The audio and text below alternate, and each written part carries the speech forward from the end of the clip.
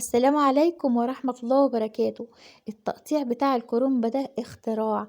تقطعي 10 كرنبات وانتي قاعدة وبسرعة الصاروخ، حاجة كده تحفة، انبهار بجد. شايفين كل مربع طالع قد بعضه، يعني الصباع هيطلع قد بعضه. اتسلقوا بسهولة. كنت في الأول بقطع ورقة ورقة واسلق ورقة ورقة واحط ارص ورقة ورقة. كنت باخد يوم بحاله أو يومين كمان. دلوقتي لو اديتيني 10 كرنبات هعملهم بكل سهولة. يلا بينا نسمي الله ونصلي على سيدنا محمد ونشوف احنا عملنا الجمال ده ازاي. بسم الله الرحمن الرحيم. اللهم صل وسلم وبارك على سيدنا محمد وآله وصحبه أجمعين. شفت الوصفة دي على النت وقلت مش معقول ان هي هتطلع كويسة. ازاي هقطع الورقة بالمنظر ده كده.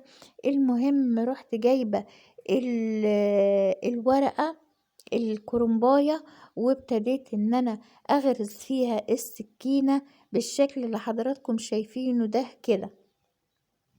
اتقطعت معايا بكل سهولة. كنت مبهورة مبهورة مبهورة مبهورة بجد بالنتيجة. يعني الكرنب ده كان أصعب حاجة بالنسبة لي.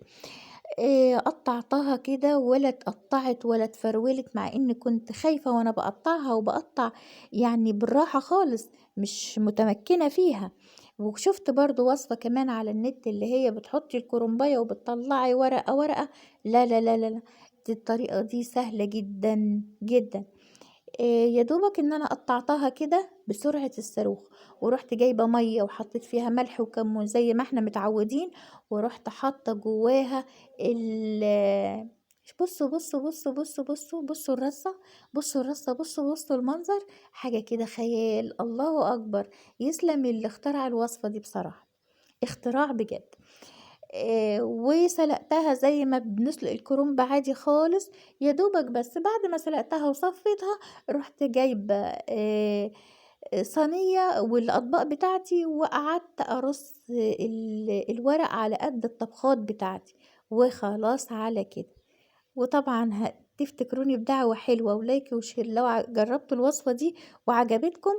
دي تجربة وأنا جربتها من على النت وبس. شايفين المنظر؟ انا حابه اوريكم ان انا كنت بستمتع وانا بقطعها. بستمتع بجد. بصوا بتفر معايا كده، بتفر معايا. حتى وانا بسلقها وبنزلها في الميه ما تعبتنيش، يعني يا دوبك بس كده المسافه اللي هي حسيت ان هي بتستوي معايا، رحت مطلعاها على طول بالشكل ده كده، ورحت رصاها وبعد كده حاطه الميه على النار.